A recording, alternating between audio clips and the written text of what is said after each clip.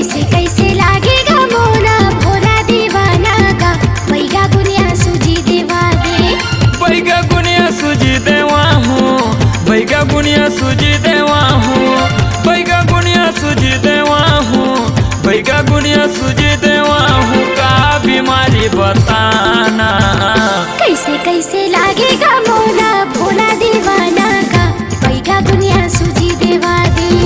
कैसे कैसे लागे वो तोला मोर चंदा रानी वो बैगा गुनिया सूजी देवा हूँ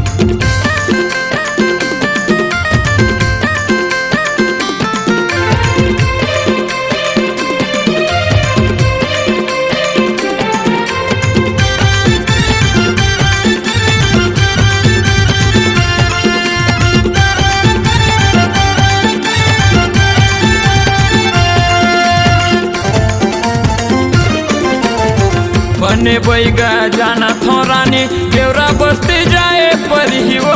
राम कुमार पटेल बाबा है बने फूक झाड़ दे ही वो राम कुमार पटेल बाबा है बने फूक झाड़ दे ही वो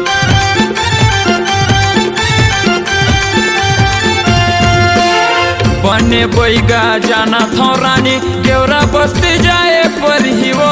राम कुमार पटेल बाबा है बने फूक झाड़ दे ही वो राम कुमार पटेल बाबा है बने फूक झाड़ दे ही वो बैगा गुनिया सूजी देवा हूँ बैगा गुनिया सूजी करा हूँ बैगा गुनिया सूजी देवा हूँ बैगा गुनिया सूजी करा हूँ का बीमारी बताना कैसे कैसे लागेगा मोना भोला दीवाना का बैगा गुनिया सूजी देवा दे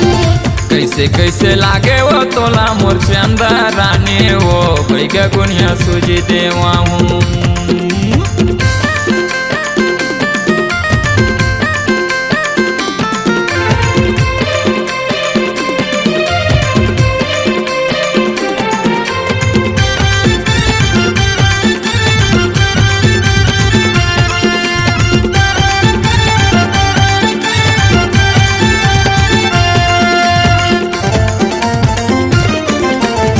बने डॉक्टर जाना थोरानी केवरा बस्ती जाए पर ही वो संतोष निशा डॉक्टर है सूजी पानी लगा दे ही वो संतोष निशा डॉक्टर है दवा पानी लिख दे ही वो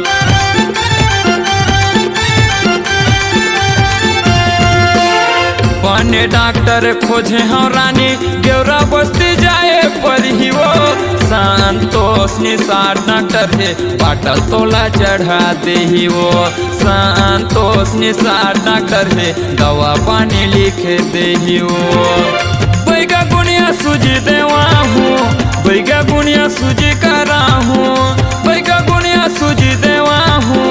बैगा गुनिया सूजी करा हूँ का बीमारी बताना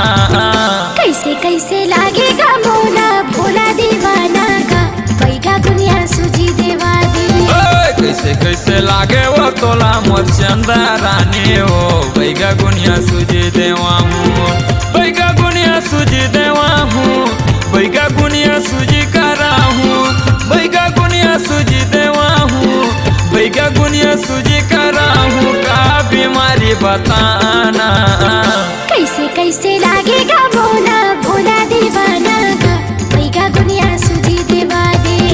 कैसे कैसे लागे वो तोला मोर चंदा रानी वो बैगा गुनिया सूजी देवा हूँ कैसे कैसे लागेगा मोना भोला दीवाना का बैगा गुनिया सूजी देवा दे कैसे कैसे लागे वो तोला मोर चंदा रानी वो बैगा गुनिया सूजी देवा हूँ कैसे कैसे लागेगा मोना भोला दीवाना का यही बीमारी से साले ला